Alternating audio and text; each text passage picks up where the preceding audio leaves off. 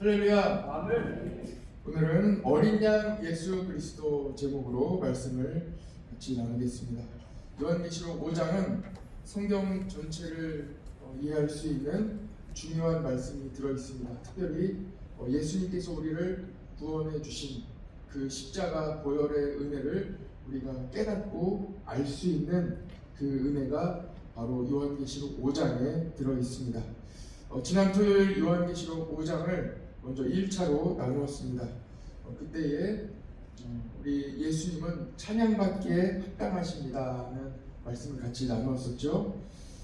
사도 요한이 성령의 인도하심으로 천국을 본 내용 중에 요한계시록 5장 내용이 잘 기록되어 있습니다.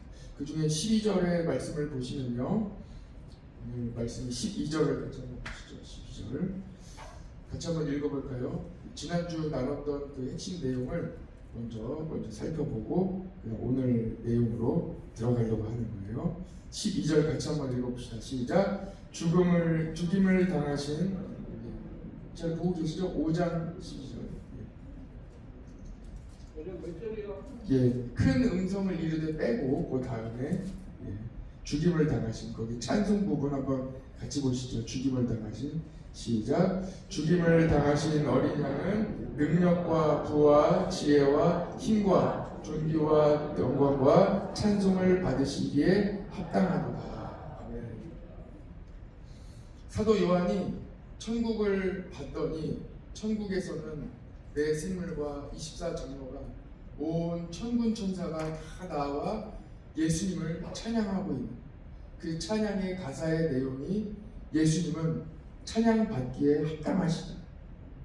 그래서 우리도 예수님을 찬양합니다. 오직 예수님께 영광과 존귀를 올려드리는 여러분 모든 성도 되시기를 축복합니다. 우리의 삶이 찬양으로 가득 넘쳐 있다면, 우리의 삶에 예수 그리스도를 높여드리는 이 은혜와 영광으로 가득 차 있다면 여러분은 이미 하늘나라에 살아가고 있는 하나님의 거룩한 백성인 줄 믿습니다. 오늘도 찬양하시고 오늘도 예수님 높여드리시기를 축복합니다. 이어서 5장 오늘 말씀 같이 볼 텐데요, 오늘은 한 가지를 잘 기억하시면 좋겠어요. 어린 양, 어린 양이라는 단어가 계속 나오고 있어요. 6절 같이 한번 보세요. 6절, 오늘 말씀 6절. 내가 또 보니 보좌와 내 생물과 장로들 사이에 누가 서 있다고요? 한 어린 양이 서 있는, 어린 양에 대하여 이 5장에서는 계속 말씀하고 계신 거예요. 7절 말씀도 한번 보십시오. 이 사도 요한이 천국에 갔는데 하나님께서 두루마리를 가지고 계신데 딱 봐도 이 두루마리를 누군가가 가지고 이 세상에 전해야 돼. 그래야 다 살거든요. 그런데 아무도 이 두루마리를 받을 사람이 없는 거예요. 이 말씀을 받을 사람, 감당할 사람이 없는 거예요. 그러니까 이 요한이 너무나도 속을 퍼서 막 우는 거예요. 어떻게 다 살려야 되는데 이거 어떻게 하나 울고 있으니까 걱정하지 말라고 한 천사가 와서 이야기합니다. 그분이 계시다는 거예요. 그분이 어린 양이신데 그 어린 양이 이 두루마리를 받으십니다. 7절 말씀 한번 보세요. 그 어린 양이 나와서 보좌에 앉으신 이의 오른손에서 두루마리를 취하십니다. 누가 두루마리를 취하셔요? 어린 양이 취하십니다. 어린 양이에요. 어린 양. 오늘 어린 양을 잘 기억하시기 바랍니다.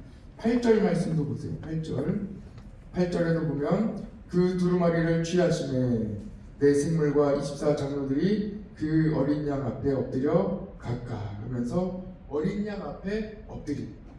어린 양 앞에 내 생물과 24장로들이 엎드리는 겁니다. 12절 우리가 처음에 읽었던 본문에도 찬양의 음성이, 찬양의 소리가 울려 퍼지는데 그 찬양의 가사에도 어린 양은 찬양받기에 합당하시도다 하고 이렇게 말씀합니다. 여러분, 어린 양이 누구입니까? 예수님이에요.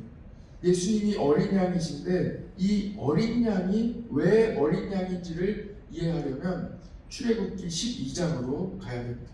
출애굽기 12장으로 한번 가볼까요?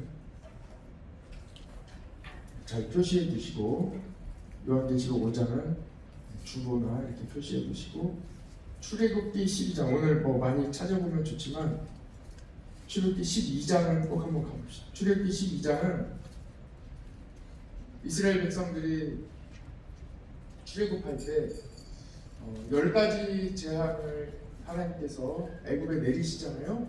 그 10가지 재앙 중에 마지막 재앙이 장자의 죽음입니다.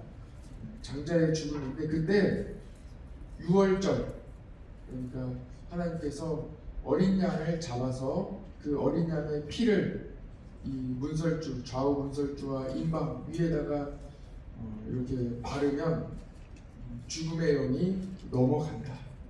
그래서 그 내용이 6월절에 대한 내용이 12장, 출애굽기 12장에 기록되어 있어요. 3절 한번 보세요. 너희는 이스라엘 온 회중에게 말하여 이르라. 이달 열흘에 너희 각자가 어린 양을 잡을지니 각 가족대로 그 식구를 위하여 어린 양을 취하되, 나오죠. 그리고 11절도 한번 봅시다. 11절 보시면 너희는 그것을 이렇게 먹을지니 허리에 띠를 띠고 발에 신을 신고 손에 지팡이를 잡고 급히 먹으라. 이것이 여호와의 유월절이니라. 13절도 같이 한번 보시죠. 13절이 중요합니다. 내가 애굽 땅을 칠 때에 그 피가 너희가 사는 집에 있어서 너희를 위하여 표적이 될지라. 내가 피를 볼 때에 너희를 넘어가리니 재앙이 너희에게 내려 멸하지 아니하리라. 그래서 재앙이 그 피가 있는 집에는 내린다는 거예요? 안 내린다는 거예요? 안 내린다는 거예요. 넘어간다. 이 6월절. 이 재앙, 마지막 10번째 재앙은 완전히 죽음의 재앙입니다. 사망의 재앙이에요. 이 재앙을 넘어가기 위해서는 반드시 어린 양을 잡아야 되고, 이 어린 양의 피를 그 문에 발라야 합니다. 그러면 사는 거예요. 6월절에 23절도 같이 한번 봅시다. 출애굽기 12장 23절. 같이 한번 여기는 읽어봅시다. 시작. 여호와께서 애굽 사람들에게 재앙을 내리려고 지나가실 때에 문 임방과 좌우 문설주의 피를 보시면 여호와께서 그 문을 넘으시고 멸하는 자에게 너희 집에 들어가서 너희를 치지 못하게 하실 것이니라. 아멘. 그 피가, 어린 양의 피가 있는 집은 어떻게 한다고요? 넘어가시. 그래서 6월절 패스 넘어가는 거예요. 그래서 어떻게 해야 되느냐? 넘어가게 하기 위해서는 어떻게 해야 되는지가 21절, 22절에 나와요. 제가 계속 설명을 드렸지만 한번 말씀을 보시면서 같이 한번 말씀 속에서 살펴보시면 좋겠습니다. 21절 말씀을 같이 한번 읽어봅시다. 시작. 모세가 이스라엘 모든 장로들을 불러서 그들에게 이르되 너희는 나가서 너희의 가족대로 어린 양을 택하여 6월절 양으로 잡고. 22절은 제가 읽어드릴게요. 한번 눈으로 보세요. 우슬초 묶음을 가져다가 그릇에 담은 피에 적셔서 그 피를 문 임방과 좌우 설주에 뿌리고 아침까지 한 사람도 자기 집 문 밖에 나가지 말라 하고 말씀하고 있습니다. 21절의 뒷부분에 보면 너희의 가족대로 어린 양을 택하여 6월절 양으로 잡으라. 6월절 양, 어린 양에 대하여 처음으로 이 출애굽기 12장에서 하나님께서 알려주신 그 어린 양이 누구시라고요? 예수님이에요. 그래서 우리가 요한계시록 5장을 읽을 때에 어린 양 나올 때에 이 출애굽기 12장 말씀을 잘 알고 있어요. 출애굽기 12장 이 6월절의 어린 양에 대하여 잘 알고 있는 성도는 어떻게 되겠어요? 아, 예수님의 피가 나를 살리신, 예수님의 보혈의 은혜가 내 죄를 사하시는구나. 왜 천국에서는 어린 양 예수 그리스도를 높여드리고 그 가사로, 어린 양을 높여드리는 가사로 예수님을 찬양할까? 그것이 이해가 되는 거예요. 생명의 은혜, 구원해 주시는 은혜가 어린 양께 있기 때문에 예수님께서 십자가에서 흘리신 그 보혈의 은혜가 나를 살리시기 때문에 이 사망이 나를 건너가기 때문에 넘어가기 때문에 그 생명의 은혜가 어린 양 예수께 있기 때문입니다. 출애굽기 12장에 나온 유월절 어린 양에 대한 말씀은 죽음으로부터 구원이 피와 연결된 최초의 사건입니다. 이 죽음이 사망이 이 어린 양의 피로 구원받을 수 있는 사망이 생명으로 넘어가는 이 피가 구원과 연결되는 최초의 사건이 바로 출애굽기 12장에 나오는 유월절의 말씀입니다. 왜 우리가 찬양을 부를 때에도 예수님의 보혈, 주의 보혈 능력이 또다 주의 피 믿으오, 왜 이 찬양을 부르는지, 예수 그리스도의 보혈이 왜 우리에게 능력이 있는지 출애굽기 12장 6월절의 사건을 우리가 알지 않고는 우리가 전혀 예수님의 보혈의 능력을 깨달을 수 없는 거예요. 요한복음 5장 24절 한번 들어보세요. 제가 여러 번 말씀드렸기 때문에 여러분들 잘 알고 있을 거예요. 내 말을 듣고 또 나 보내신 이를 믿는 자는 영생을 얻었고 심판에 이르지 아니하나니 사망에서 생명으로 옮겨졌느니라 하는 이 말씀이 있어요. 예수님께서 이 구원의 은혜, 이 영원한 생명, 영생의 은혜를 우리에게 말씀하시기 위하여 우리에게 알려주십니다. 우리가 영생을 어떻게 얻는지 말씀해 주시고, 어떻게 얻습니까? 유월절의 은혜. 심판을 받지 않아요. 사망의 영이, 심판이 그 집에 들어가서 너 잘했나 못했나 한번 살펴보자 다 따져보고 그 다음에 사는 게 아니에요. 유월절의 은혜. 그 집에 어린 양의 피가 있으면, 그 집 문에 어린 양의 피가 있으면 넘어가는 거예요. 이게 유월절. 사망에서 생명으로 바로 옮겨지는 거예요. 피가 있구나. 어린 양의 피가 있구나. 통과. 오케이. 패스. 통과. 이게 바로 예수 그리스도의 보혈의 은혜고 구원이에요. 예수님이 영생을 우리에게 이렇게 주시는 것입니다. 심판을 받지 않고 사망에서 생명으로 옮겨졌다는 그 말씀은 유월절 어린 양의 피를 말씀하고 있는 거예요. 넘어간다. 그 피를 볼 때에 내가 넘어가리라. 출애굽기 12장을 자세히 읽어보면요, 이스라엘 백성만 구원받는 게 아니에요. 구원이 이스라엘 백성에게만 있는 게 아니에요. 구원이 누구에게 있을까요? 어린 양의 피가 있는 그 집의 구원이. 할렐루야. 누구든지 그때에도, 출애굽기 12장에 나와 있는 그때에도 누구든지 어린 양의 피를 좌우 분설주와 임방에 뿌리면, 우슬초에 발라 뿌리면 누구든지 구원받는 거예요. 출애굽기 12장 38절, 아직 거기 계시죠? 12장에 계시죠? 38절 한번 보세요. 38절.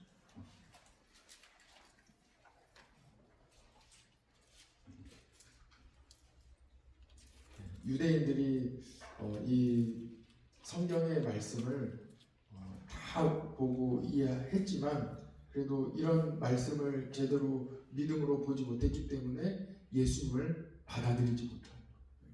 그리고 사도행전 15장에도 보면 이방인의 구원에 대하여 말씀하고 있는데 이미 출애굽기 12장에서부터 하나님은 모든 이방의 민족에게 구원을 다 열어주셨어요. 38절 한번 보세요. 38절. 단어가 조금 이렇게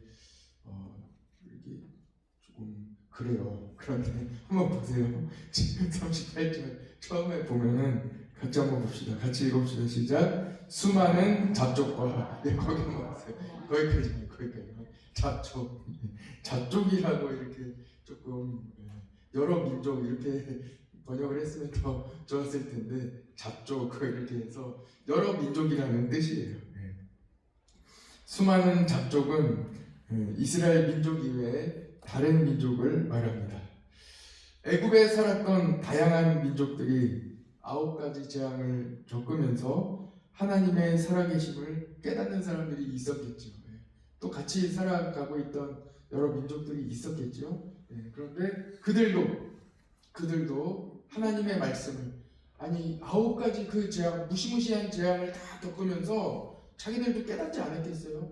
저기는 다 죽고 다 어려움 겪는데 다 피해보는데 여기 하나님의 백성들은 괜찮구나.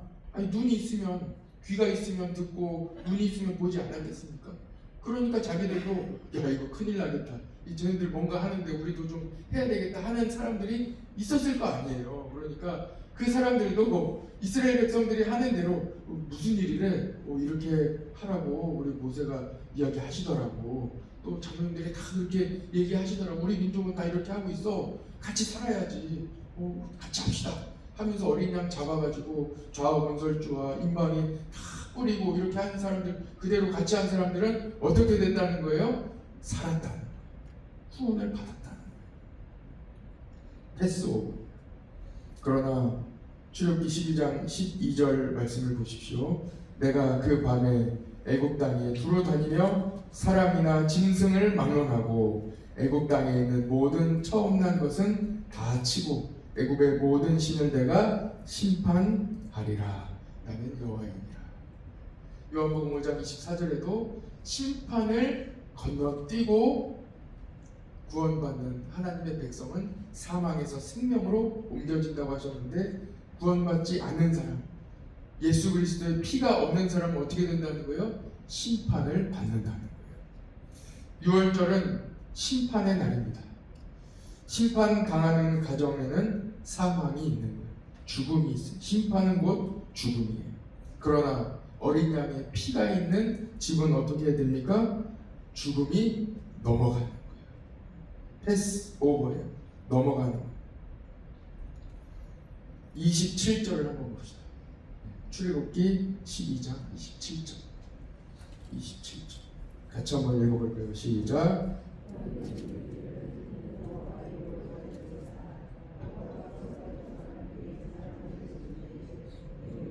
이스라엘 자손의 집을 넘어사 우리의 집을 구원하셨느니라. 아멘. 그래서 너와 내 집이 구원을 받으리라 하시니, 여러분들의 가정에 한 사람이라도 예수님을 믿는 사람이 있다면 그 집에는 구원이 임하는 거예요. 여러분들의 가족들에게 예수님의 복음을 잘 전하시기를 바랍니다. 한 사람이 시작되는 거예요. 이제 곧 여러분들의 온 가족이 다 구원받는 은혜가 있을 거예요.